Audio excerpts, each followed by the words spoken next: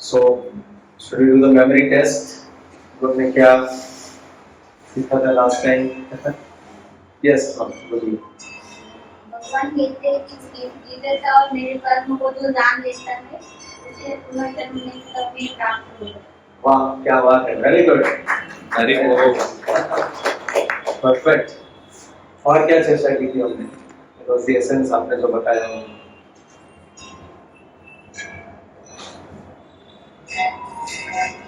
Current जो अभी चल रहा है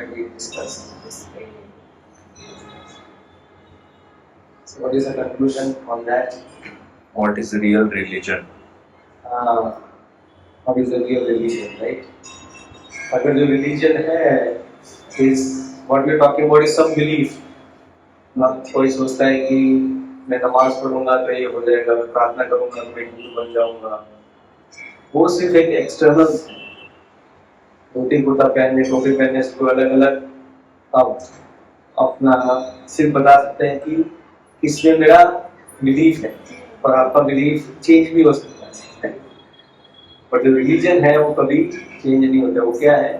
दैट इज रिलीजन। सही रिलीजन कभी स्टार्ट होता है? अथातो ब्रह्म जिज्ञासा। इसका मतलब ये नहीं कि संस्कृत में है तो इसका मतलब हिंदुओं पे इसकी प्रोप्राइटरशिप है। ये सनातन काल से आ रहा है कि जो भी व्यक्ति है वो अपना संबंध भगवान के साथ प्रस्थापित करके भगवान का प्रेम पाना चाहता है, उसे सही मायने में धर्म कहा गया। So that's what we discussed.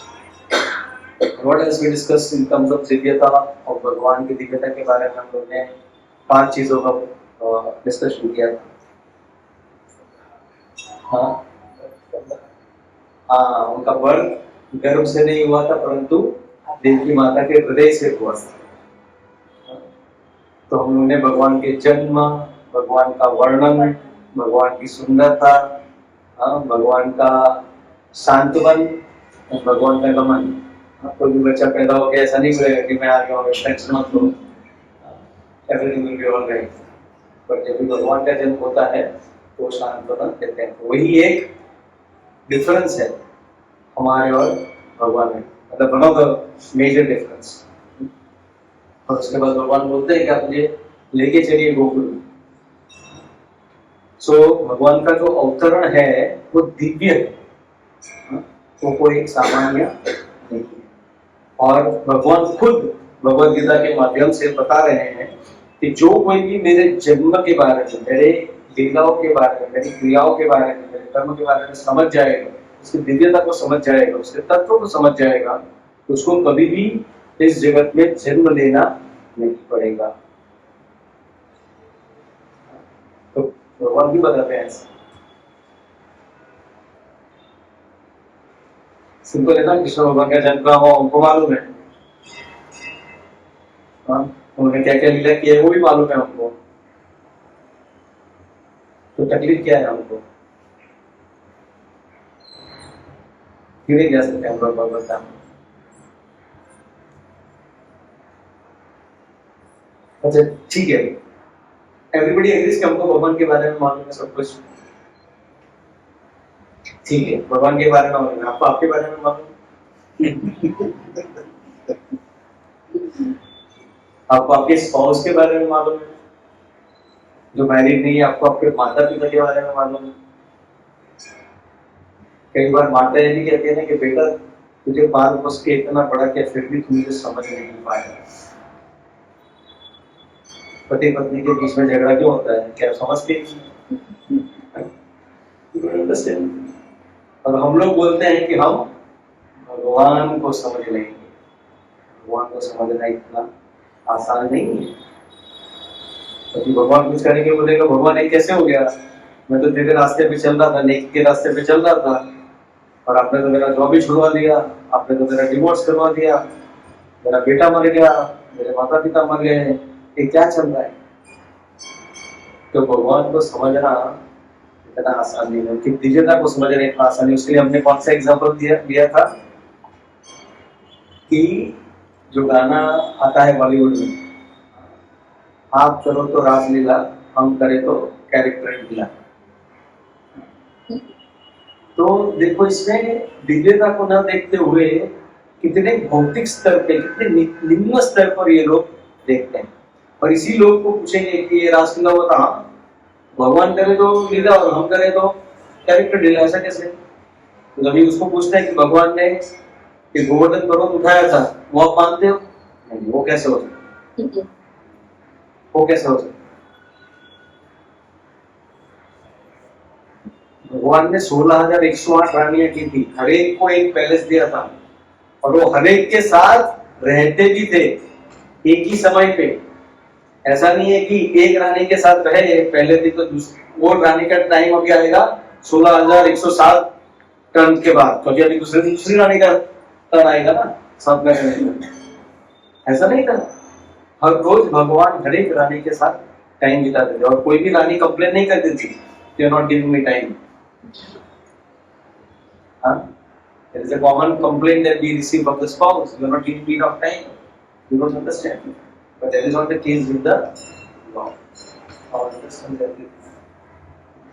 Lord gives time to everybody. That is what we are going to read today in these wonderful verses. Okay? So we start with the verse number 10. वीतराग भय क्रोध मन्मया मामुपाश्रित बहवो ज्ञान तपसा भूता मदभवाम अगता।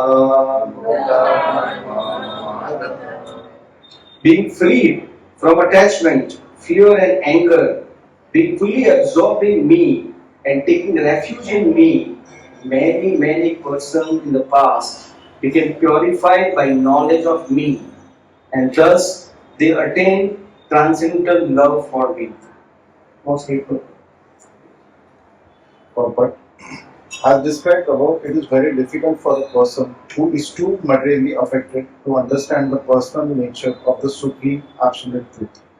Generally, people who are attached to the bodily conception of life are so absorbed in materialism that it is almost impossible for them to understand how the Supreme can be a person. Such materialistic cannot even imagine that there is a transcendental body which is imperishable, full of knowledge and externally blissful. In the materialistic concept, the body is perishable, full of ignorance and completely miserable. Therefore, people in general keep this same bodily idea in mind when they are informed of the personal form of the Lord. For such materialistic men, the form of the gigantic material manifestation is supreme. Consequently, they consider the Supreme to be impersonal, and because they are too materially absorbed, the conception of retaining the personality after liberation from the matter frightens them. When they are informed that spiritual life is also individual and personal, they become afraid of becoming persons again, and so they naturally prefer a kind of merging into the impersonal void. Generally, they compare the living entities to the bubbles of the ocean, which merge into the ocean. That is the highest perfection of spiritual existence attainable without individual personality. This is a kind of fearful stage of life, devoid of perfect knowledge of spiritual existence. Furthermore, there are many persons who cannot understand spiritual existence at all. Being embarrassed by so many theories and by contradiction of various types of philosophical speculations, they become disgusted or angry and foolishly conclude that there is no supreme cause and that everything is ultimately void. Such people are in diseased condition of life. Some people are too materially attached and therefore do not give attention to spiritual life. Some of them want to merge into supreme spiritual cause, and some of them disbelieve in everything, being angry at all sort of spiritual speculations out of hopelessness. This last class of men take to the shelter of some kind of intoxication, and their affective hallucinations are sometimes accepted as spiritual vision.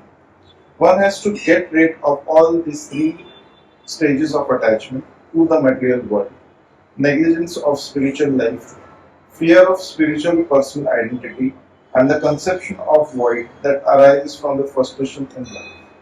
To get free from these three stages of the material concept of life, one has to take complete shelter of the Lord, guided by the bona fide spiritual master, and follow the disciplines and regulative principle of devotional life.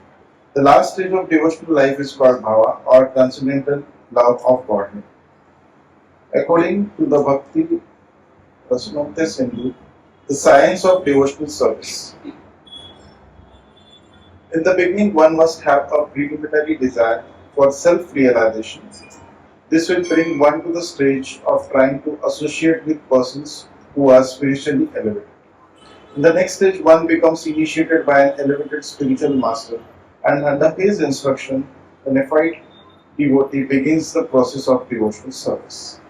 By execution of devotional service under the guidance of the spiritual master, one becomes free from all material attachment, attains steadiness in real self-realization, and acquires a taste for hearing about the absolute personality of Godhead, Sri Krishna. This taste leads one further forward to attachment for Krishna consciousness, which is matured in bhava or preliminary stage of transcendental love of God.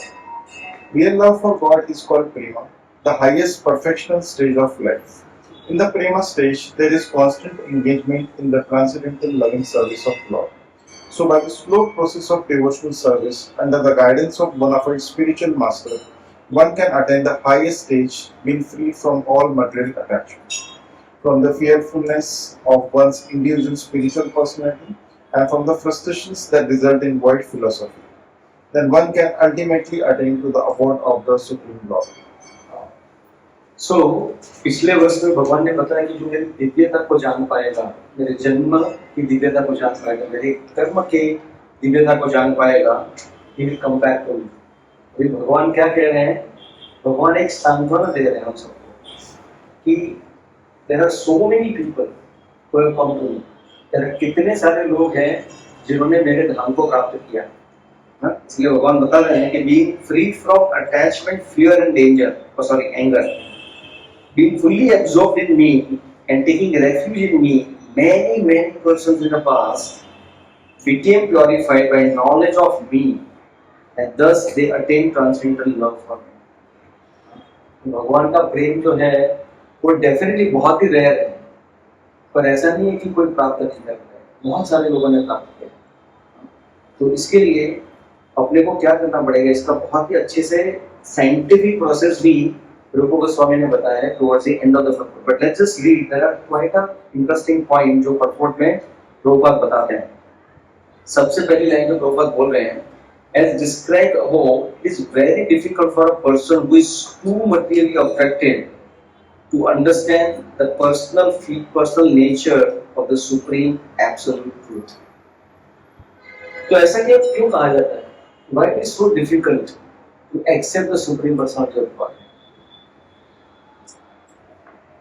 जैसे यहाँ पे बताया है कि very difficult for a person who is too materially affected to understand the supreme nature of the absolute truth, of the supreme truth.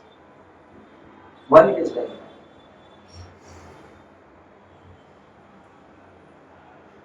In order to accept God, we have to be unconditional. Okay. But we hardly understand the meaning of unconditional.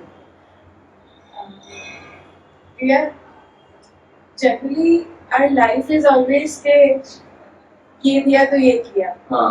We are always like that. Transactional. Yeah. In God, when we are, in terms with God, it is very important to trust first, have faith, and then the process. So basically, if something wrong is happening with you, you still have to keep that faith and trust. That is unconditional. Unconditionally, I trust you. So, cheese. That is very difficult. Yeah. So that's why you are. Okay. No one else.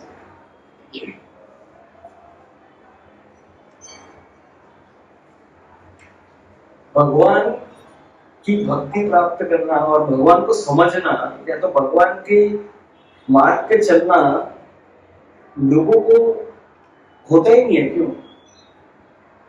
इन्होंने जो बताया, क्योंकि हम लोग unconditionally भगवान को प्रेम नहीं कर सकते हैं या भगवान के साथ आदान प्रदान नहीं कर सकते हैं. हमारा कुछ ना कुछ ट्रांजेक्शन ही रहता है, गिव एंड टेक पॉलिसी। हाँ, 1 किलो लड्डू ले लो, 1 किलो पेड़ा ले लो, 2 नारियल ले लो, हाँ, पर साथ में ये भी दे दो। That is a very good. Anything else also there? कि लोग forget जानना भी नहीं चाहते हैं भगवान के बारे में, क्यों?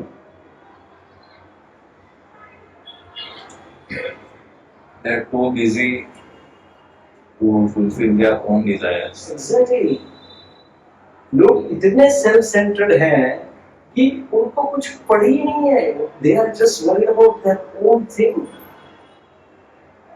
और भगवान का ऐसा होता है कि है भाई कोई क्या फर्क पड़ता है, I don't see his like interaction in my life, I can see the some influence of Kohli in my life, Dhoni's influence in my life, और मैं भी बॉलीवुड स्टार्स का इन्फ्लुएंस देखता हूँ मेरी लाइफ में।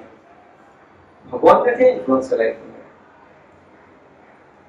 क्योंकि हम लोग इतने से, और ये लोगों का भी इन्फ्लुएंस क्यों है? अभी कोई व्यक्ति दूसरे व्यक्ति के बारे में कभी सोचता है?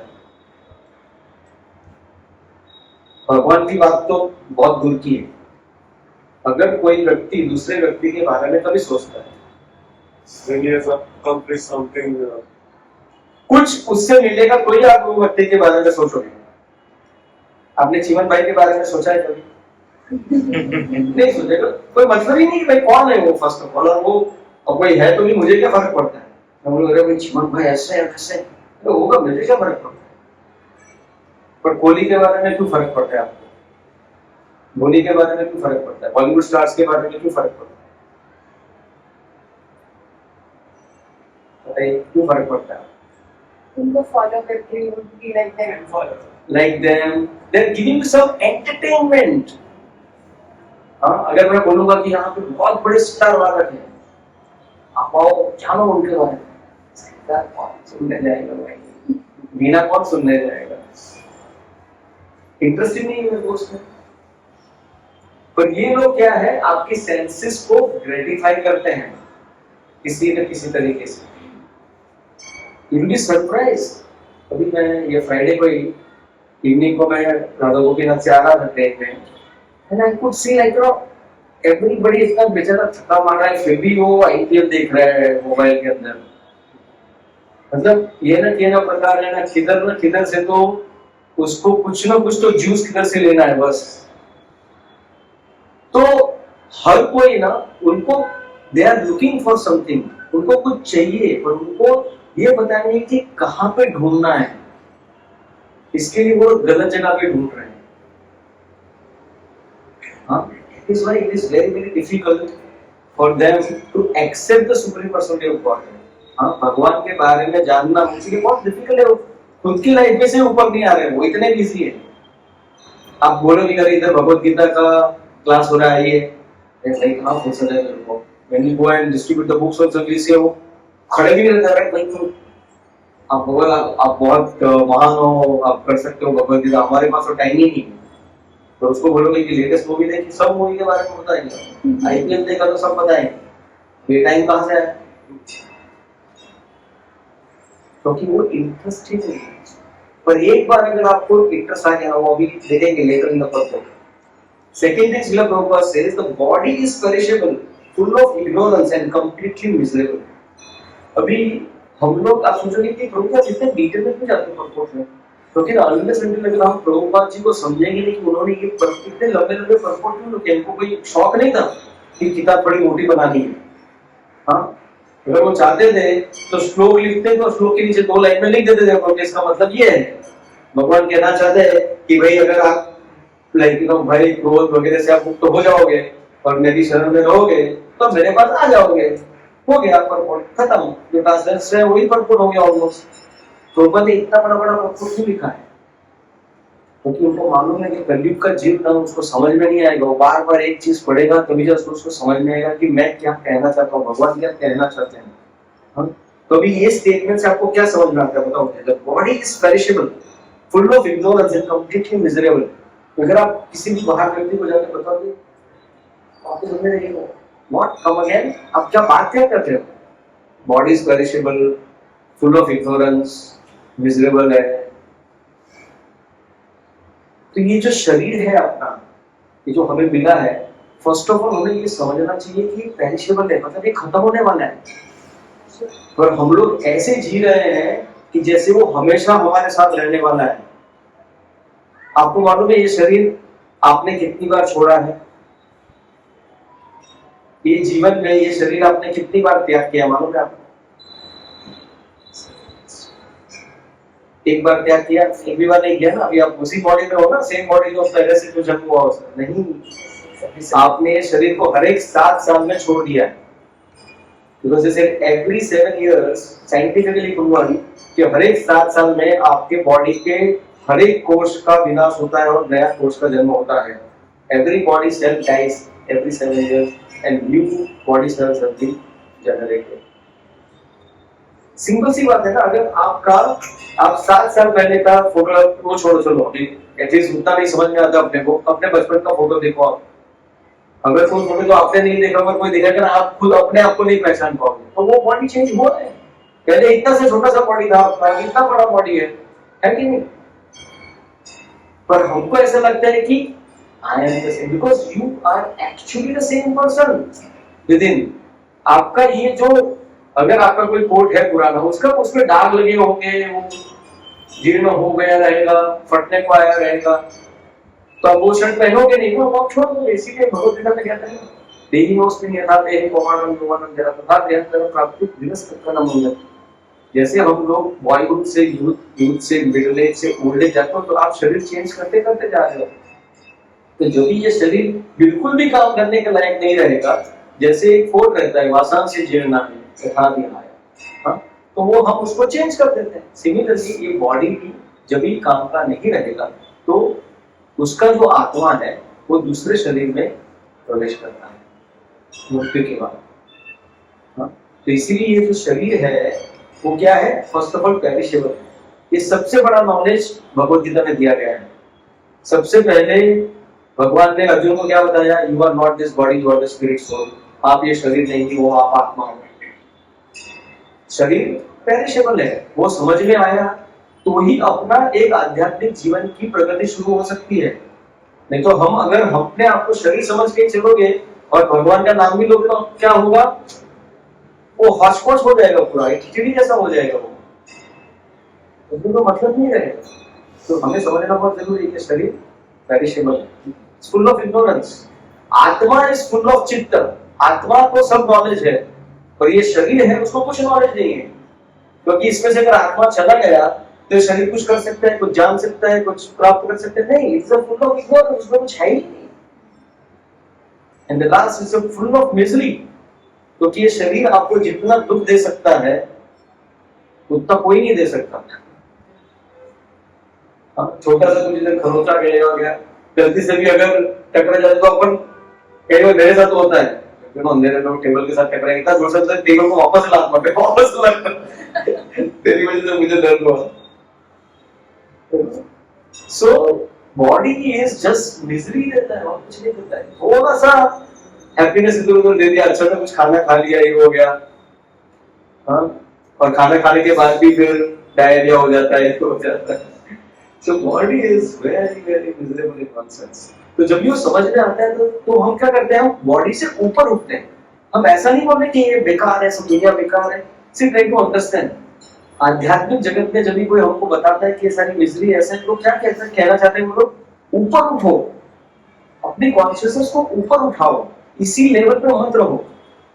कभी कभी बोलते हैं ना कि बच्चा बड़ा हो जाता है, क्या बच्चे जैसी बातें करता है, राइट? अभी भी जैसे बड़े होने के बाद भी वो एक छोटी सी चीज के लिए झगड़ रहे होंगे। हाँ, अभी they are become adult, they are, I don't know how many of you have seen, even brothers and sisters, जब भी वो लोग बड़े हो जाते हैं, बड़े मतलब I am talking about 40 years 50 years, तो भी वो लोग झगड़ते हैं। आपने देखा है? मैंने तो देखा है। पूरा गांव तमाशा देखते हैं और वो दोनों झगड़ते हैं। तो बोलते हैं कि क्या बच्चे जैसा झगड़ता है। तो लाइक दैट, जब भी हम लोग इतना बॉडी लेवल पर रहते हैं तो इस लाइक कोई मतलब very low level of consciousness, इससे ऊपर उठो। इसके लिए बार बार हैमर किया जाता है, क्योंकि हम लोग इतने आदत से मजबूर हो गए हैं शरीर के स्तर पर सोचने के लिए। इसके लिए प्रभुपाद जी और जो भी सही आध्यात्मिक मार्ग पे चलने वाला होगा ना, वो आपको बार बार हथौड़ा मारेगा कि आप शरीर नहीं हो, शरीर नश्वर है। वो सब हमेशा आपको सुनाया जाए। मृत्यु कभी भी आ सकती है। तो बोलेगा अरे क्या मृत्यु आनी होगी, कभी आएगी यार, क्या फर्क पड़ता है? अरे फर्क नहीं पड़ता, एक योनि से दूसरी योनि में जाओगे, फर्क कुछ नहीं पड़ने वाला है। आप घूमते रहो बस। हाँ, अगर आपको एक मेरी को लॉन में बिठाया जाए, आप गए हो ना इमेजी का, और उसमें अच्छा लगता है 5 मिनट, है ना, कितना थ्रिल आता है। लोग पैसा देके जाते हैं, हाँ, 1000 रुपया 2000 रुपया देके वो मेरी को लॉन में घूमने को जाते हैं। अगर कभी वो मेरी को लॉन में कुछ फेलियर हो गया, हाँ, 5 मिनट से 50 मिनट हो गया, तो क्या लगेगा? अरे यार मेरे तो पैसा वसूल हो गया आज मेरी का में, 5 ही मिनट था उसकी जगह मुझे 50 मिनट मिला।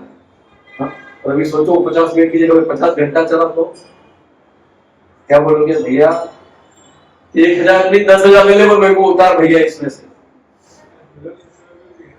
हाँ सॉरी, हाँ रोलर कोस्टर, वो ऐसा ही है, घूमता रहता है। हाँ, तो ये जीवन का जो संसार है उसको भी संसार चक्र कहा गया है, cycle of birth and death. अगर ये चक्र घूमता है, इसीलिए अब देखते हो कि हर कोई इंटरेस्टेड नहीं है, पर जिसने ज्यादा घूम लिया है, जिसका सर चकरा रहा है अभी, वो आके बोलेगा कि भाई मुझे संसार चक्र में से छूटने का कोई उपाय बताओ। ये बहुत हो गया। तो इसीलिए प्रभुपाद जी इसके बारे में बताते हैं। There's another thing that Srila Prabhupada writes is, therefore people in general keep this same bodily idea in mind when they are informed of the personal form of the Lord. This is the most important statement Srila Prabhupada writes. कभी कभी क्या होता है ना, जब भी हम लोग हमारे पर्सनल लाइफ से गुजरते हैं और खास करके जिन्होंने पूरा लाइफ जिया, अभी यंग बंदे लोगों को पूछोगे आप और यंग पर्सन को जाके पूछोगे तो वो बोलेगा कि क्या आपको फर्क नहीं पड़ता है। But when a person has gone through all the difficulties of life, the fag end of life, हाँ, कभी आप उसको बोलोगे कि भाई आपका वापस से आपको ऐसा शरीर मिलेगा और भगवान के पास जाओगे तो आपको और इटरनल शरीर मिलेगा। मुझे इटरनल शरीर नहीं चाहिए भाई, एक ही जीवन में इतना तकलीफ लिया हूँ, अभी मुझे माफ कर दो, मुझे बस शांति चाहिए, है कि नहीं? तो इसके लिए लोग क्या करते हैं कि लिबरेशन को क्या समझते हैं, लिबरेशन को क्या समझते हैं कि ये सब कुछ खत्म हो जाएगा, न रहेगा बांस न बजेगी बांसुरी, बस और कुछ नहीं चाहिए मुझे। क्योंकि हमने इतनी सारी कड़वाहट ये पर्सनल फॉर्म की वजह से की है, राइट? कभी कभी ऐसा था ना, सब संसार छोड़ के चला जाऊं, मेरा की बन जाना है। क्यों? क्योंकि बस मुझे मोक्ष मिलेगा, इसके बाद कुछ नहीं चाहिए, निर्वाण, बस सब में लीन हो जाऊंगा। नहीं, उसको स्पिरिचुअल सुसाइड कहते हैं, आध्यात्मिक आत्महत्या। क्योंकि वैसा चीज है ही, एक तरीके से है वैसा, आप ब्रह्मन में लीन हो सकते हो, पर वो लीन होने का वो जो है उसका कोई मतलब ही नहीं, क्योंकि उसमें आप ज्यादातर रह नहीं पाओगे। आप किसी को, आप में से कितने लोग वैकेशन पे गए? घूमने जाते हो नहीं जाते हो? जाते हैं ना सब लोग। कोई ऐसा है जहाँ पे नहीं गया वैकेशन पे आज तक घूमने के लिए? तो ऐसा नहीं होगा तो किधर नहीं किधर तो जाएगा ना, जूही चौपाटी नहीं जाएगा तो at least Sanjay Gandhi national park जाएगा। हाँ, वो भी वैकेशन ही है। किसी के पास ज्यादा पैसा रहेगा तो लंदन जाएगा, न्यूयॉर्क जाएगा, पर अल्टीमेटली तो चीज सेम ही है। जो पेड़ आपको यहाँ पे दिखता है संजय गांधी नेशनल पार्क में, वो वहां पे उधर जाके सफारी में जाके देखेगा करोड़ों रुपया खर्च करके, पर चीज तो सेम ही है। वही आजकल so called international holidays lounges and that वो सब एडवर्टाइजमेंट। सो वैकेशन पे क्यों जाते हैं? हाँ, रिलैक्स करने जाते हैं। रिलैक्स करने की क्यों जरूरत है? हाँ, रूटीन से बाहर निकलने का। That is good. What else?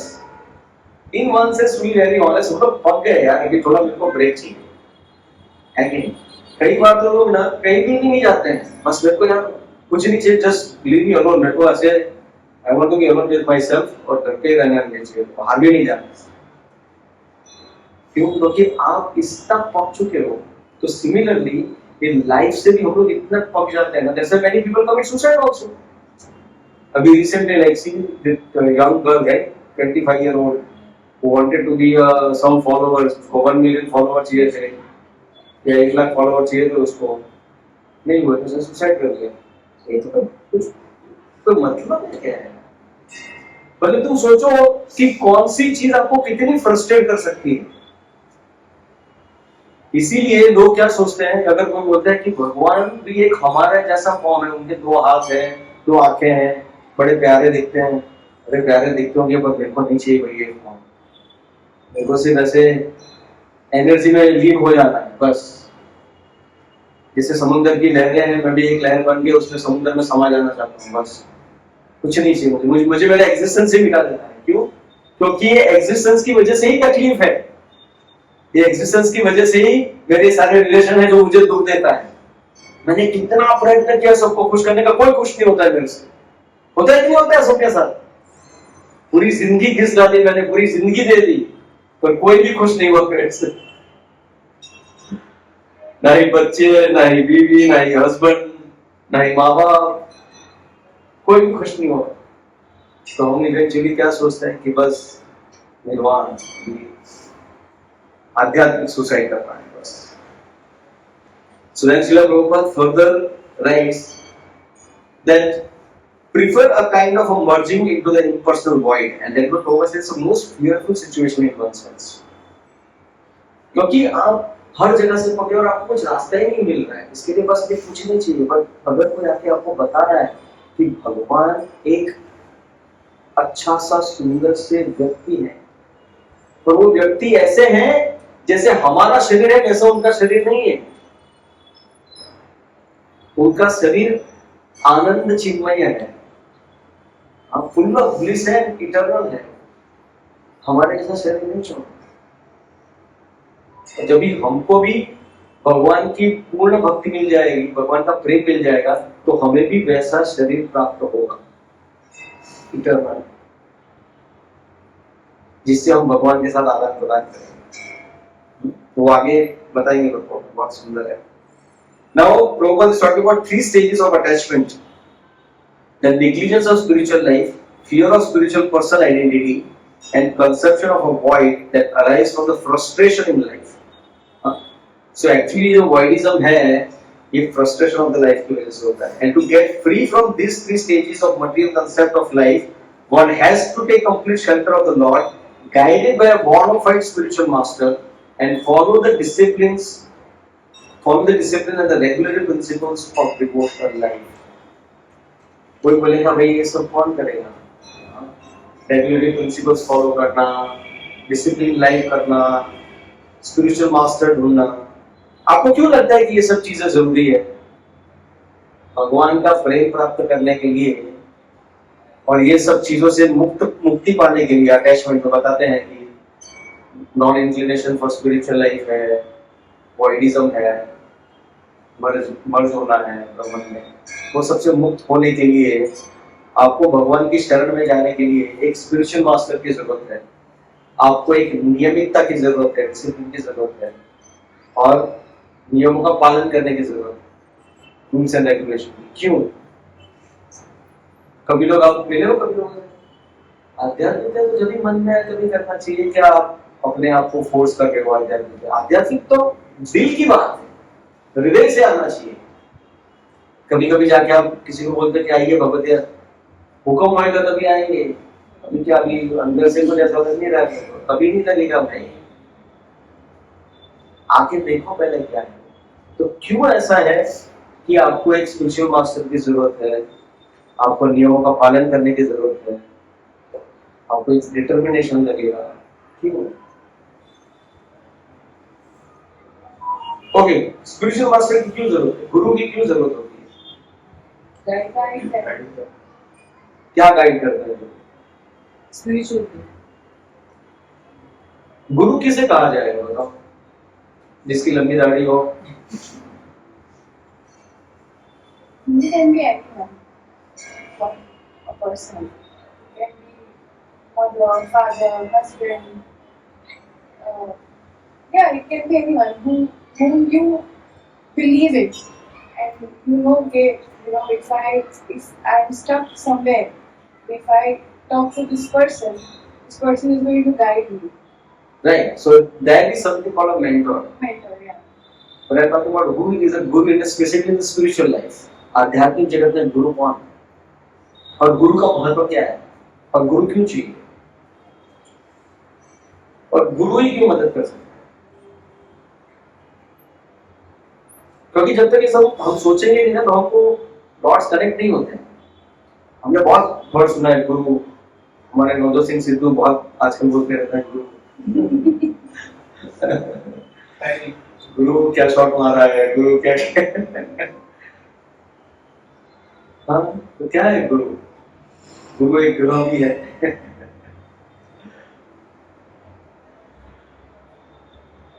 Guidance of Guru is someone पहले हाँ चला है परफेक्ट आचरण। परफेक्ट। आप जब भी कॉलेज में जाते हो तभी प्रोफेसर ही क्यों पढ़ाते हैं आपको? कोई भी पढ़ा सकता है ना, क्यों सुना नहीं? क्यों? ऐसा नहीं है। जिसने वो पाठ चला है, वो जिसने वो सीखा है, जिसने अपने आप जीवन में आचरण किया है, जिसने उसका फल पाया है, वही आपको चैप्टर दे सकता है ना, दूसरे कैसे दे सकता है? कई लोग आके आमचेर फिलोसफी कर सकते हैं, जिसने अपने जीवन में उसको उतारा नहीं है। इसीलिए बहुत ही अच्छी कथा आती है ना कि एक माँ अपने बेटे को लेके जाती है एक गुरु के पास और बोलती है कि ये देखो ना कितना सारा गुड़ खाता रहता है, कुछ ना कुछ स्वीटी खाता रहता है, इसको इसका ये खराब हो जाएगा, कुछ इसको समझाओ गुरु जी आप। अब ये गुरु की जरूरत है क्या इसके लिए? But an investment to the guru, because that is how the पहले की लाइफ में ऐसा होता था, कुछ भी हुआ था गुरु के पास जाते हो। इज अ स्पिरिचुअल गुरु। तो बोलते कि काम करो 15 दिन के बाद आओ। तो 15 दिन के बाद वो जाती है माँ और वो बेटे को लेके जाती है और वो गुरु जी बेटे को बोलते हैं बेटा आज से स्वीट नहीं खानी। तो बोलते ठीक है जाओगे। तो माँ कंफ्यूज हो जाती है, अगर यही बोलना था तो 15 दिन पहले बोल देते थे ना, 15 दिन के बाद क्यों बुलाया एक ही सिंगल बोलने के लिए? तो बोलते हैं कि मैं भी स्वीट ना करूं, मुझे पहले आचरण करना था कि मैं इसको कंट्रोल कर पाऊं ताकि मैं दूसरे को भी वो पद चिन्ह पर चलने के लिए लायक हो सकूं और बता सकूं। And is a real Guru, the Guru who has walked that path. उन्होंने वो जीवन जिया है और उनको मालूम है कि क्या है क्या नहीं है, इसीलिए वो गुरु की जरूरत है। डिसिप्लिन की जरूरत क्यों है? डिसिप्लिन को क्या कहेंगे हिंदी में? अनुशासन। अनुशासन की जरूरत क्यों है जीवन में?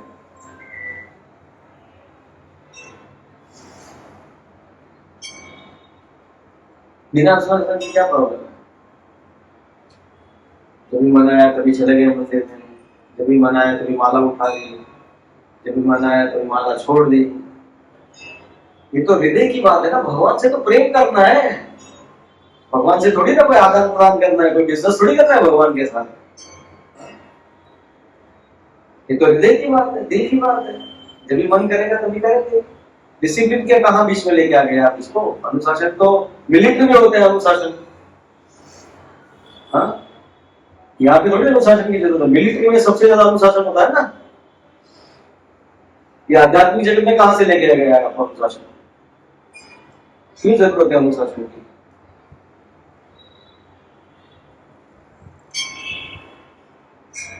सोचो। अच्छा लगता है, एक वर्ड अच्छा कुछ आना चाहिए मिलिट्री जैसा, इसके निकाल दिया प्रभुपाद ने कि अनुशासन होना चाहिए आध्यात्मिक जीवन में।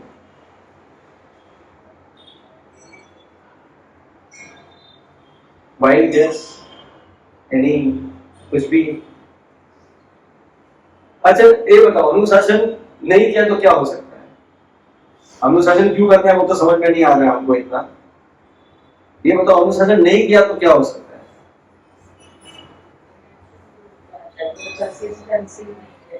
हाँ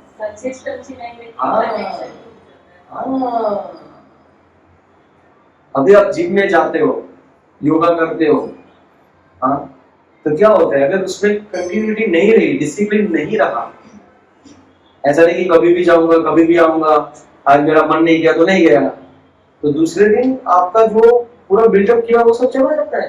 अगर मटेरियल लाइफ में ऐसा होता है तो स्पिरिचुअल लाइफ की तो क्या बात है, spiritual is much much higher. पर हम लोग स्पिरिचुअल लाइफ को इतना निग्लेक्ट करते हैं, इतना लाइटली लेते हैं, जिसकी कोई लिमिट ही नहीं। हम लोग सोचते क्या फर्क पड़ता है यार, एक दिन माना नहीं क्यों, प्रभु जी तो बोलते रहते माना माना, पता नहीं क्या उनको इतना क्या वो माला के पीछे पागल हो रहा है, भगवान की माला करो भगवान की माला करो। तो अगर डिसिप्लिन नहीं हुआ ना तो आप कुछ भी नहीं कर पाओगे। अगर मटेरियल चीजें नहीं कर पाते हो आप, अगर आपको अगर पढ़ाई भी करनी है तो रोज रेगुलरली उठ के ये करना पड़ेगा। अगर आपकी हेल्थ सुधारनी है तो रोज चलना पड़ेगा आपको सुबह। ऐसा नहीं कि एक दिन चला 2 दिन नहीं चला फिर बाद में चले, नहीं होगा। योगा कर रहे तो आपको रेगुलर करना पड़ेगा, नहीं तो क्या होगा, बदन में और ज्यादा दर्द करने लगेगा आपको। हाँ, लोग जिम में जाते हैं तो उनका भी ऐसे ही हाल है, 2 दिन गए 3 दिन नहीं गए तो इंस्ट्रक्टर भी बोलेंगे कि मैं एक माफ करो आप वही मत उससे अच्छा, because you are not going to make it, आप कभी भी सुधर नहीं पाओगे। तो सिमिलरली इसमें it's a basic common sense है कि अगर अनुशासन नहीं है तो उसमें प्रगति दिखेगी नहीं आपको। फिर आप बोलते हो कि हाँ ठीक है भगवत गीता तो मैंने पढ़ा पर अच्छा लगा था, थोड़े टाइम गए फिर बाद में कोई फर्क नहीं पड़ता उतना। फर्क कैसे पड़ेगा, एक मसल बॉडी के लिए आपको करना पड़ता है इतना झमेला, तो स्पिरिचुअल मसल्स को डेवलप करने के लिए कितना झमेला करना पड़ेगा बताइए। माइंड तो क्रेजी है, बंदर से भी बदमाश है। क्या क्या आपको बताता रहेगा, अरे यार ये करो वो करो, ये पेड़ से वो पेड़ पे, इतना भी करता रहता है। तो उसको तो डिसिप्लिन करना पड़ेगा ना।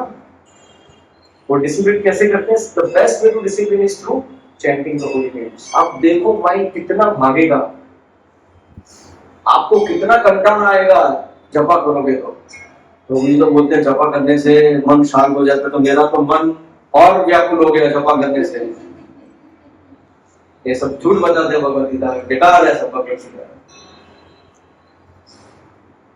भगवान का जप करने से एकदम शांति होनी चाहिए, बस ऐसा रहना चाहिए। आपको परम शांति में लीन हो गया,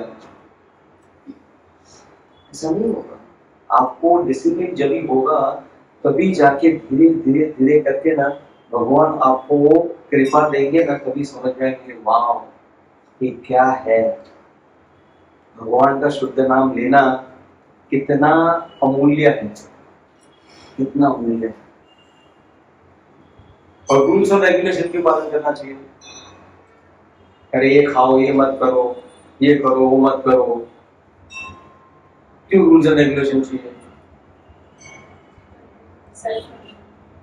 self control, sorry smooth functioning, smooth function, आत्मा की शुद्धि के लिए। आत्मा की शुद्धि के लिए। Again we go to the same gym example. अगर आप कोई जेन्युइन जिम इंस्ट्रक्टर को मिलोगे ना तो आपको डाइट देगा ना तो आप जिम छोड़ोगे, भाई माफ करोगे तो नहीं हो सकता। You really want to develop the body का, बोलो आइसक्रीम नहीं खाने का, ये नहीं करने का, वो नहीं करने का, बहुत सारा चीज रहता है, कभी जाके you can develop that real what you are actually looking for. तभी जाके आपको वो मिलता है।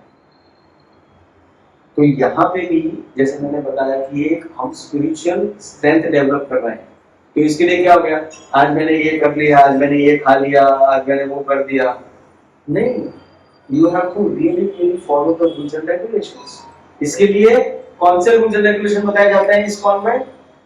इस्कॉन में नहीं, कोई भी आप आध्यात्मिक संस्था ले लो जो जेन्युइन है, ये 4 चीजों को तो मना करेंगे ही करेंगे। कौन सी 4 चीज है? हाँ, शराब नहीं पीना, हाँ, no intoxication, not just only शराब नहीं पीना, नो कोई भी प्रकार का व्यसन नहीं करना है, हाँ, नो गैम्बलिंग, जुआ नहीं खेलना है, नो इलिसिट सेक्स, नो व्यभिचार, एंड नो मीट ईटिंग। और इसका नहीं, 4 चीजें क्यों नहीं करना, उसका भी उसके साथ का संबंध बताया गया है धर्म के साथ। हाँ? सत्य का, क्लीनलीनेस का, देन दया का, लाइक दैट। सो अगर आप सोचो, कई बार आपने सुना है कोई कोई लोग कहते हैं अगर मेरे 2 गुट गए नहीं ना तब तक वो डिवोशन आता नहीं है। अरे भाई, एंड हम लोग भी मंत्रमुग्ध हो जाते हैं कभी, seriously I will not mention name but no some of you, आप उनके बड़े फैन भी हो सकते हो उनके सिंगर के, बट वो सही में पीछे ग्रीन रूम में जाके 2 पैट मार के आके फिर वो अपना परफॉर्मेंस देते हैं, लोग रोते हैं उनके परफॉर्मेंस में। वाह, क्या राम जी का भजन गाया, क्या कृष्ण जी का भजन गाया। There are a few singers who are like lead and Yeah. to be high Yeah, and then perform. exactly. उनको ये लगता है कि एक अलग तरह का आध्यात्मिक एक्सपीरियंस है, नहीं वो हो ही नहीं सकता। प्रभुपाद ने जो इतने हेवी ड्रग्स पे थे हिप्पी लोग, उनसे सब ड्रग्स छूट गया उनका और दे बिकेम सो प्योर, कितने पवित्र बन गए। इसके लिए रूल्स एंड रेगुलेशन बहुत जरूरी है। अभी जो इंपॉर्टेंट चीज है that is the end of the purport, इसमें देखो कितना साइंटिफिक है। इसमें श्रील रूप गोस्वामी बताते हैं कि आपके जीवन में प्रगति कैसे होगी। हम सब ने हमारे जीवन में तो देखा है, गोविंद प्रभु से पूछ लीजिए, ललित प्रभु से पूछ लीजिए, गोपी मंदिर जी से पूछ लीजिए, हमने ये एक्चुअली देखा। हमको ऑफकोर्स हम लोग लास्ट स्टेज पे नहीं पहुंचे, बट एटलीस्ट मिडिल स्टेज पे हैं हम लोग। तो क्या बताया गया इसमें, सबसे पहले आप डिवोटी के संग में आओगे, आप भक्त लोगों के संग में आओगे। हाँ, तो क्या कहा गया है, अतो साधु अतो श्रद्धा। पहले एक श्रद्धा होती है कि चलो भाई कोई जो बोल रहा है उसमें कुछ तथ्य है, इन्होंने मुझे इन्विटेशन कार्ड दिया भगवत गीता में आने के लिए, तो मैं चाहता हूँ एटलीस्ट, मैं फेथ रखता हूँ कि वहां पे जाके मुझे कुछ सीखने को मिलेगा। तो क्या है, अतो श्रद्धा तथा साधु संग। हाँ, उसके बाद क्या होता है, लोगों का संग मिलता है भक्तों का, और भक्तों का संग मिलने से क्या होता है, तथा भजन क्रिया। भजन क्रिया मतलब क्या, आपकी एक भक्ति करने की प्रोसेस चालू होती है। जैसे हम लोग चैंटिंग करते हैं, माला करते हैं, हाँ, उसके बाद हम लोग रोज कोई ना कोई भगवत गीता पे लेक्चर सुनेंगे, श्रीमद् भागवतम के लेक्चर सुनेंगे, हाँ, तो आपकी क्या होगी, वो भजन क्रिया चालू हो गई। हाँ, भजन क्रिया के बाद क्या होता है, तो अनर्थ निवृत्ति। अनर्थ निवृत्ति ये जो स्टेज है ना, ये सबसे लंबा स्टेज है। इसके लिए श्रील प्रभुपाद परपोर्ट में 5th लास्ट लाइन में लिखते हैं, 5th line from the bottom in the purport, Srila Prabhupada says, so by the slow process of devotional service, can you imagine Prabhupada कितने honest हैं, कितने honest हैं। लिटरली यहाँ पे लिखा है कि slow process of devotional service. ये डिवोशनल सर्विस जो है वो हाई स्पीड नहीं है, ये स्लो जाएगा, आपको पेशेंस रखना पड़ेगा। हाँ, एडवर्टाइजमेंट वाले बोल सकते हैं आज ही गुटली डालो, आज ही आम खाओ। हाँ, ऐसा नहीं होता है। आम की गुटली आपने हुई है तो उसको पेड़ बनने में कितना समय लगेगा, पेड़ बनने के बाद उसको फल आने में कितना टाइम लगेगा, तो उसको समय देना पड़ता है। इसीलिए ये जो अनर्थ निवृत्ति वाला जो स्टेज है, जिसमें मैं अपने आप को भी मानता हूँ कि I M at that particular stage, वहां पे बहुत समय जाता है। क्योंकि आपके जो अनर्थ है, कौन से अनर्थ है, 6 अनर्थ है, lust, greed, anger, envy, pride and illusion. ये जो 6 अनर्थ हैं उसको जानने में बहुत समय लगता है, पर बी अश्योर्ड कि वो जाएंगे। कैसे जाएंगे, इसके लिए भगवान ने कौन सी लीला की, दामोदर लीला। भगवान ने कौन सी लीला की, दामोदर लीला। दामोदर लीला में क्या होता है, ये बहुत ही सुंदर है। जैसा आज हम लोग भाई के बारे में बात कर रहे हैं, The today's verse is talking about वीतराग भय क्रोध। Now भय मतलब fear personified जो रहेगा ना, वो भगवान से डर के भागता है। अब देखो, भगवान ने पूतना का वध किया, भगवान ने त्रिणावर्त का वध किया, भगवान ने बकासुर का वध किया, अगासुर का वध किया। अगासुर कैसा था मालूम है आपको? Aghasur was 12 kilometre meaning 12 miles, मतलब ऑलमोस्ट 16 किलोमीटर लंबा बड़ा अजगर था, असुर था वो। उसका नाश भगवान ने किया। तो कितने लोग भगवान से डरते हैं, सोचो आप, कितने शक्तिशाली हैं। हाँ? और ये भगवान जो है वो किससे डर रहे हैं? यशोदा। यशोदा मैया, एक मिडिल एज गोपी से डर रहे हैं। तो उसकी क्या स्ट्रेंथ रहेगी बताओ? बकासुर तो कितना बड़ा ये था, असुर था। योगासुर कितना बड़ा असुर था, बट भगवान कृष्ण किससे डर रहे हैं? यशोदा मैया की एक काठी से डर रहे हैं। क्यों डर रहे हैं? क्योंकि प्रेम है। That is what Srila Prabhupada writes, a very beautiful statement. Srila Prabhupada writes, where is that? He says, every person is important Krishna, the taste leads one further, Krishna which is matured in the bhava, or the preliminary stage, the transcendental love of God. The real love for God is called prema, the highest perfection stage of life. In the prema stage, there is constant engagement in the transcendental loving service of the Lord. मतलब जब भी आप प्रेम stage पे पहुंच जाओगे तभी constant engagement है भगवान के साथ, कांस्टेंट। आपको ऐसा कोई समय नहीं मिलेगा कि क्या करूं मैं, ऐसा नहीं होगा। मटेरियल में प्रेम ऐसी चीज है, तो भगवान के साथ का प्रेम तो क्या चीज होगा बताओ? वो ज्यादा टिकता नहीं है मटेरियल प्रेम, बट फिर भी जितना भी टिकता है, 1 घंटा टिका या 1 महीना टिका, जो भी टिका, उसमें आप कैसे बोलते हैं, खोए खोए रहता है। मतलब आप उसके अलावा सोच ही नहीं सकते हो, ऐसा स्टेज आ जाएगा।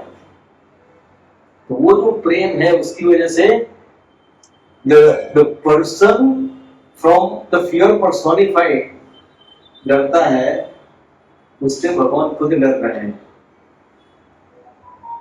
तो उसमें फिर यशोदा मैया उनको, वो तो बड़ी स्टोरी है, कभी बात करेंगे, पर जब भी मैया उनकी बेली को बांधती है ग्राइंडिंग वाटर के साथ, हाँ उखल के साथ, तभी 2 उंगली छोटी पड़ती है। और इतना सारा पूरे आज भी नंदगांव और उधर वृंदावन में ये लीला अभी भी की जाती है दिवाली के समय में। लोग लाके सिल्क रोप लेके आते हैं और किसी को खाना बनाते और करते रहते हैं। बहुत सुंदर है। इतने सारे रोप लेके आ गए पूरे वृंदावन के, फिर भी काना नहीं बन रहे। सोचो, जो डर रहे थे, जो रो रहे थे, अभी देखो क्या लीला कर रहे हैं। मदर यशोदा उनको बांध ही नहीं पा रही है, ऐसे बांध रही, पता नहीं क्या हो रहा है कि 2 उंगली छोटा पड़ रहा है बस। ऐसा कभी कभी होता है ना, गांठ बांध लेना तो हो ही है, थोड़ा छोटा पड़ रहा है, तो और जोड़ते हैं, वो जोड़ते गए पर हो ही नहीं रहा। फिर फाइनली हो गया। तो हमारे आचार्य ने बहुत ही अच्छे से बताते हैं कि वो जो 2 फिंगर कम हो रहा था ना, 2 उंगली, वो क्या दर्शाता है? 1 उंगली आपका प्रयास, आपको एफर्ट करना है, और दूसरा क्या है? भगवान की कृपा। ऐसा मत सोचो कि मैं मेरे प्रयास से भगवान को जान लूंगा, मेरे प्रयास से मैं भगवान को प्रेम प्राप्त कर लूंगा, वो कभी नहीं होगा। हाँ, आपका प्रयास है और भगवान की कृपा है, तो ये अवश्य होगा। इसके लिए हमेशा भगवान की कृपा के लिए प्रार्थना करनी चाहिए और प्रयास भी करना चाहिए। केवल कृपा पे नहीं, वो बोलते ना भगवान की कृपा होगी तो हो जाएगा, नहीं, भगवान ऐसी कृपा नहीं करेंगे, कोई भी नहीं करेगा। क्यों करेगा? तो एक बहुत ही साइंटिफिक तरीके से बताया गया है। अनर्थ निवृत्ति के बाद क्या होता है? अनर्थ निवृत्ति से तो निष्ठा। निष्ठा मतलब क्या? उसके बाद ना कहते हैं कि इसमें मेरी निष्ठा हो गई है, मतलब फर्म फेथ। उसके बाद कोई आपके वो फेथ को हिला नहीं सकता, चाहे कोई भी आ जाए। मतलब नहीं, इस पर वाले ऐसे मालूम नहीं, इनका पैसा किधर से आता है, किधर जाता है, ये होता है, वो होता है, बहुत सारा इसमें तो गफला हो रहा है, वो हो रहा है। कुछ भी आपको बताएंगे, आपका फेथ फर्म हो जाएगा। क्यों? क्योंकि मुझे रेसिप्रोकेशन मिल रहा है भगवान से। यार तुमको क्या है? तुमको तो सिर्फ सेंटेंस बताना है, ये करना है, वो करना है। एक्चुअली मेरे साथ हुआ था। मैं जब भी अमेरिका में था, कभी मैं नया नया कृष्ण भावना उसमें जुड़ा था संघ में, इस्कॉन में, और मैं चैंटिंग करता था, क्लास सुनता था। तो मेरा जो रूममेट था, कभी मैं वो बैचलर इन लाइक में शेयर द अपार्टमेंट, तो वो भी बंदा आता था, भगवत गीता सुनता था, सब करता था। एंड देन अचानक मेरे को एक दिन आके बोलता है, राजेश दिस इज बेकार यार, ये सब ऐसा है वैसा है, आई कैन शो। उसने मेरे को एक मेल दिखाया जिसमें एक व्यक्ति ऐसा दिखता है वो 30 साल इसको फॉलो किया, 30 साल तक, और उसके बाद देखता है कि नहीं, I think this is all नहीं काम कर रहा है, ये बेकार है, कोई मतलब नहीं है। तो उसने तो छोड़ दिया, उसने ये सब पढ़ा, उसने छोड़ दिया इसको, पता नहीं इसमें नहीं जाना है। और मेरे को भी कन्विंस करने लगा, बोलते कि नहीं यार ये सब बेकार है, why you are wasting your time, you are wasting your career. America में आया पैसा कमाने के लिए आया कि भजन करने के लिए आया? भजन करना तो इंडिया में रहना था ना, अमेरिका क्यों आए? यहाँ पैसा कमा, आराम से बैठते यार। तो मैंने, पता नहीं मुझे भगवान ने प्रेरणा दी, तो मैंने उसको बताया एक चीज।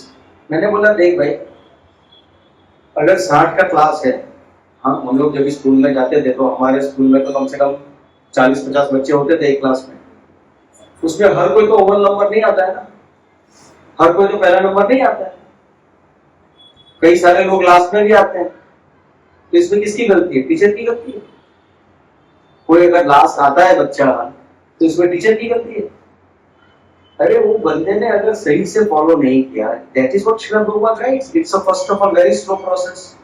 उसके बाद ऊपर से क्या लिखा, आपको डिसिप्लिन रहना है, आपको रूल्स एंड रेगुलेशन का फॉलो करना है, आपको स्पिरिचुअल मास्टर की सेवा करनी है। ये सब करोगे तो आपको फल प्राप्त होगा। तो जो पहला नंबर आता है, अव्वल नंबर, वो क्या करता है? कुछ भी नहीं करता है, ऐसे ही हो जाता है अव्वल नंबर। कितनी मेहनत करता है वो। तो मैंने उसको बताया कि if somebody is a failure doesn't mean that the process is wrong. अगर कोई बच्चा फेल हो जाता है, इसका मतलब ये नहीं कि सिलेबस चेंज कर दो स्कूल का, राइट? होता है क्या कभी? अगर कोई बच्चा 5वीं कक्षा में फेल हो गया, या बोलेगा अरे बेकार है, पूरा सिलेबस ही बेकार है, पूरी प्रोसेस ही बेकार है, स्कूल ही बेकार है, स्कूल बंद कर दो। एक बच्चा फेल हो गया, अरे भाई जिसकी गलती है उसको बोलो भाई तुम सब कुछ प्रोसेस हो गया सही, पर आपने प्रोसेस सही से फॉलो किया है क्या? इधर पूरा साइंटिफिक दिया हुआ है कि क्या क्या होगा आपके जीवन में। सबसे पहले आपको श्रद्धा होगी, उसके बाद साधु संग होगा, साधु संग के बाद आप भजन क्रिया करोगे, भजन क्रिया के बाद आपका अनर्थ निवृत्ति होगा। और भक्ति विनोद ठाकुर ने तो इतना बड़ा बड़ा कमेंट्री लिखा है, इससे डबल बुक है जैव धर्म करके, उसमें पूरा बताया गया है कि एक जीव कैसे भगवान की प्राप्ति करता है, पूरी साइंटिफिक वे में बताया गया है। हाँ, तो अनर्थ निवृत्ति होती है, अनर्थ निवृत्ति के बाद निष्ठा आएगी, निष्ठा के बाद क्या होगा? रुचि आएगी। रुचि मतलब क्या? टेस्ट। एकदम से आपको बोलना नहीं पड़ेगा कि जपा करो, आप सामने से जपा करने लगो। जैसे हरिदास ठाकुर है, अभी एक लेक्चर सुन रहा था, तो हरिदास ठाकुर जी वो कितने राउंड करते थे मालूम है? 192 192 राउंड। हम लोग 16 वाला करते हैं, वो 192 राउंड करते थे। तो हमारे एक ब्रह्मचारी है, अभी वो नासिक में टेम्पल प्रेसिडेंट है, वो बता रहे थे कि जब भी मैं पहली बार इस्कॉन में आया था, मैंने उनके बारे में सुना, मुझे लगा बेचारे कितना टॉर्चर हो रहा है इनके ऊपर, 192 राउंड करने पड़ते हैं, 192। बट जब भी धीरे करके मुझे भी थोड़ा समझ में आया, तभी लगा कि अगर किसी को डायरिया हो गया है, हाँ, किसी को जॉन्डिस हो गया है, तो उसको अगर आप कुछ अच्छा खाने को दोगे, घी में तला हुआ अच्छा सा रबड़ी या कुछ दोगे, तो खा पाएगा क्या? वो बोलेगा सब बेकार है, नहीं खाना है। myself I'm like come out of typhoid, I'll tell you, आपको लगता ही नहीं, कुछ एपेटाइट ही नहीं होता है। अभी like if you give me milk with like I can devour everything, पर टाइफाइड के बाद अगर कोई बोला तो नहीं बेकार है, मतलब नहीं। पर अगर आप हेल्दी हो तो you can eat like anything. So similarly वो हरिदास ठाकुर जी का हेल्दी स्टेट है, स्पिरिचुअल हेल्दी स्टेट है, उसके लिए उनको ये चैंटिंग मजा आ रहा है, वो प्रेम से कर रहे हैं। जैसे आईपीएल देखने के लिए बोलना पड़ता है क्या किसी को कि आईपीएल देखो या मैच देखो? या ब्यूटी पार्लर में जाओ या ये करो या वो करो, वो आपको मजा आता है। लाइक दैट इतना आपको स्पिरिचुअल में मजा आने लगा कि आप नेचुरली करने लगोगे। उसको रुचि कहते हैं। और रुचि के बाद कौन सा स्टेज आता है? भाव। मतलब आप भाव विभोर हो जाते हो एकदम। It's very very you start like getting amazing reciprocation of the Lord. And उसके बाद फाइनली आपको प्रेम की प्राप्ति होती है। एंड इसीलिए प्रभुपाद कहते हैं जब भी प्रेम की प्राप्ति हो गई तभी कांस्टेंट एंगेजमेंट, कोई भी उसमें एक सेकंड का भी ब्रेक नहीं आएगा। इसके लिए गोपियां क्या कहती हैं? गोपियां ब्रह्मा जी को डांटती, can you imagine, see the power of love. गोपियां ब्रह्मा जी को डांटती है कि आपने पलके क्यों बनाई, क्योंकि पल के झपकती है तो उतने समय तक हमारे कृष्ण जी को हम देख नहीं पाते। Can you imagine what a level of love. And it is not कोई पोएटिक चीज नहीं है, ये रियल है। सो इतने अच्छी तरीके से ये सब बताया गया है हमारे शास्त्रों में। अगर कोई इसमें थोड़ा सा समय निकाल के करेगा और इसकी प्रैक्टिस करेगा, मैं सिंसियरली बोलता हूँ, इसको सुनना एक बात है, आपको सुनना तो है ही रोज, बट साथ में माला भी करनी है। और रोज एक 10 मिनट की माला करनी है, सुबह और शाम को 10-10 मिनट। एंड उसके बाद आपको दिन में 10 मिनट सुनना है। लगता है डॉक्टर के साथ बात कर रहे हो? लग रहा है? आपको सुबह ये गोली लेनी है, शाम को ये गोली लेनी है, एंड मेक श्योर ये दूध के साथ लेना है। हाँ? और दोपहर में ये चीज आपको करनी है, थोड़ी सी एक्सरसाइज करनी है दोपहर में। ओके, एग्जैक्टली वैसे ही ये प्रिस्क्रिप्शन चैतन्य महाप्रभु ने दिया है, भगवान ने खुद दिया है कि मिनिमम इतना कम आप देखो, आपको फर्क पड़ेगा, आपकी स्पिरिचुअल हेल्थ कैसे सुधरती है, जो कितनी बिगड़ चुकी है। So we should do that. I had a plan to take the another verse, but we'll take it later. We'll end here. Okay? Because it was such a beautiful verse and what a beautiful purport that Srila Prabhupada writes. And Prabhupada की ये बहुत ही कृपा है हम सबके ऊपर कि उन्होंने इतना समय निकाल के इतना अच्छे से समझाया है हमको कि ये क्या है। अभी एक वर्ष के लिए देखो कितना अच्छे से समझाया Prabhupada. Very good. So let us do one round, and before that, let's have any realizations that our Govind Ray Prabhu, Radhe Mata Prabhu, Prabhu, anybody want to share? Anything Jigar Prabhu?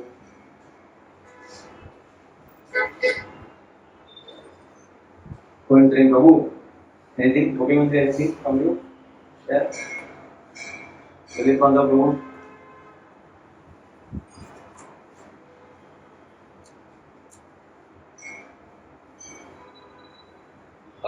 I can add that what Prabhupada is giving is like a mixture of both. Prabhupada हमेशा ये purport में एक बहुत important चीज है, he always gives mixture of both. He gives what material world lacks and also gives what spiritual world has. मतलब basically वो बता रहे हैं कि ये कमियां हैं यहाँ पे, लेकिन ये पूर्ण होगा जब आप मान जाओगे।